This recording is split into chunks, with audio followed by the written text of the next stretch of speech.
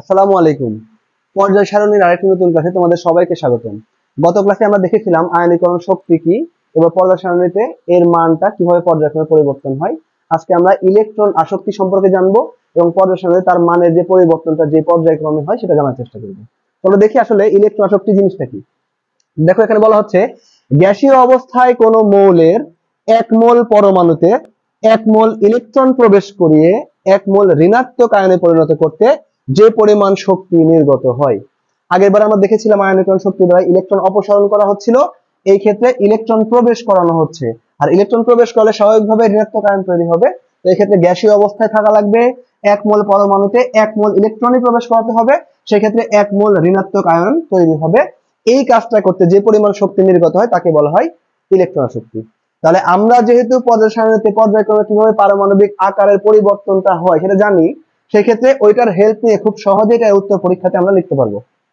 তো আমরা প্রথম অংশে জানবো যে পরীক্ষাতে কিভাবে এটা উত্তর লিখতে হয়, পরবর্তীতে এর ডিটেইলটা আসলে কি, কেন এই জিনিসটা ঘটতেছে এই জিনিসটা বুঝবো। তো প্রথমে আমরা দেখি যে পরীক্ষাতে এটা কিভাবে লিখতে পারি আমরা।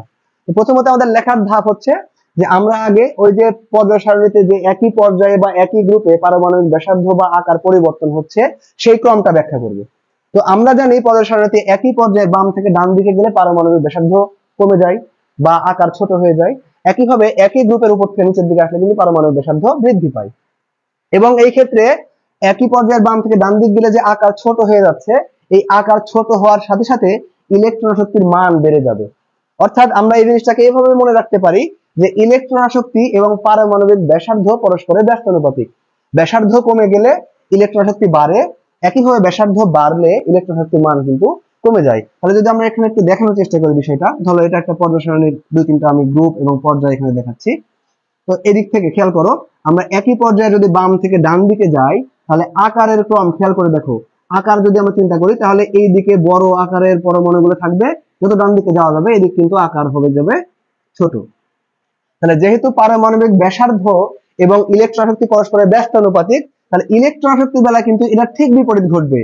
এখানে ইলেকট্রন শক্তির মান হবে বাম দিকে হবে কম, আর ডান দিকে যত আমি যাব হয়ে যাবে কিন্তু বেশি, যেহেতু ব্যস্তানুপাতিক।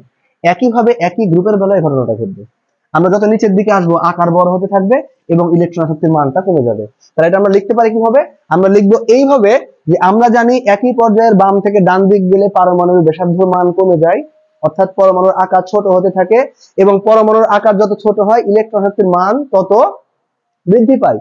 এবং একই গ্রুপে যত উপর থেকে নিচের দিকে আসা যায় ইলেকট্রন শক্তির মান তত কমে যায়, কারণ একই গ্রুপের উপর থেকে নিচের দিকে আসলে কিন্তু পারমাণবিক ব্যাসার্ধ বৃদ্ধি পায়। সেক্ষেত্রে যদি তোমাকে দুটা পরমাণু দেওয়া থাকে, ধরো এখানে একটা ম্যাগনেসিয়াম পরমাণু দেওয়া আছে এবং একই পর্যায়ে ধরো এখানে একটা সালফার পরমাণু তোমাকে দিয়ে দিল একই পর্যায়ের ক্ষেত্রে, তাহলে তুমি বলবা ম্যাগনেসিয়াম এবং সালফার উভয়ই একই পর্যায়ের পরমাণু, একই পর্যায়ের মৌল।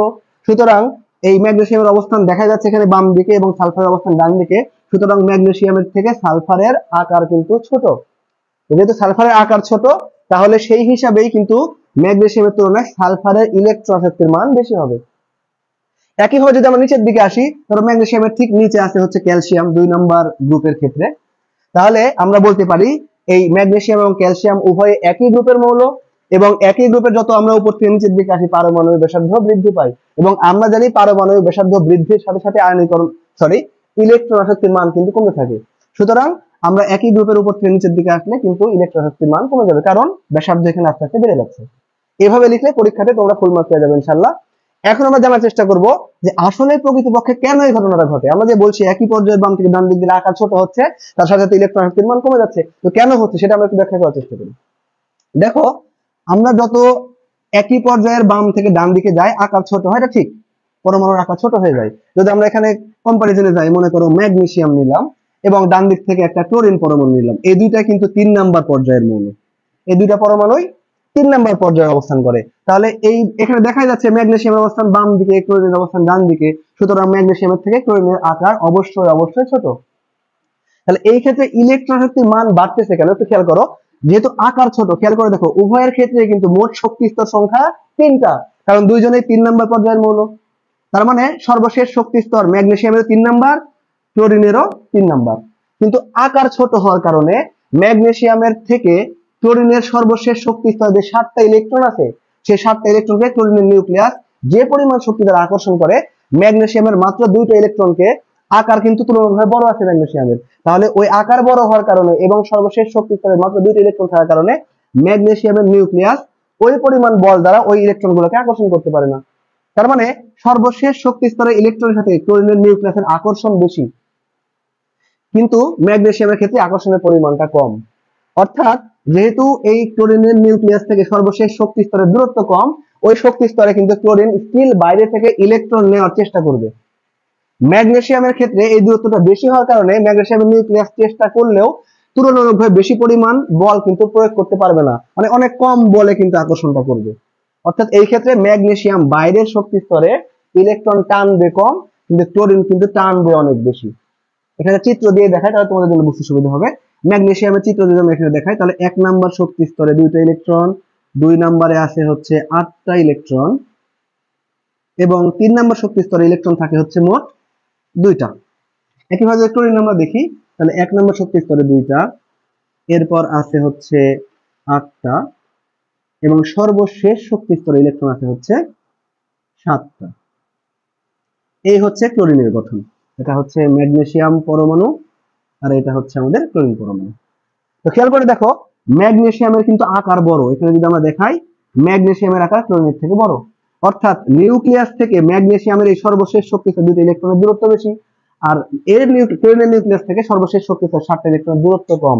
অর্থাৎ সর্ববহিত শক্তি স্তরকে এই নিউক্লিয়াসটা বেশি আকর্ষণ করবে, এই নিউক্লিয়াসটা কম আকর্ষণ করবে। তা স্বাভাবিকভাবে বুঝতে পারছো নিউক্লিয়াসের চার্জ হচ্ছে প্লাস, তাহলে বেশি আকর্ষণ করছে মানে কি ইলেকট্রনকে আকর্ষণ করবে, নেগেটিভ চার্জকে আকর্ষণ করবে। তার মানে এই শক্তি স্তরে ইলেকট্রন নেওয়ার প্রবণতা ক্লোরিন বেশি দেখাবে, কিন্তু ম্যাগনেসিয়াম যেহেতু আকর্ষণ কম করছে, এই শক্তি স্তরের বাইরে থেকে ইলেকট্রন নেওয়ার প্রবণতা কিন্তু কম দেখাবে।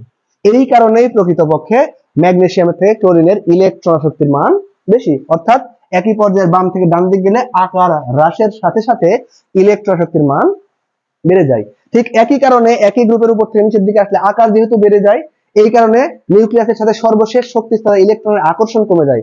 অর্থাৎ নিউক্লিয়াস সর্ববহিত শক্তি স্তরে ইলেকট্রন টানার প্রবণতা কমায় দেয়।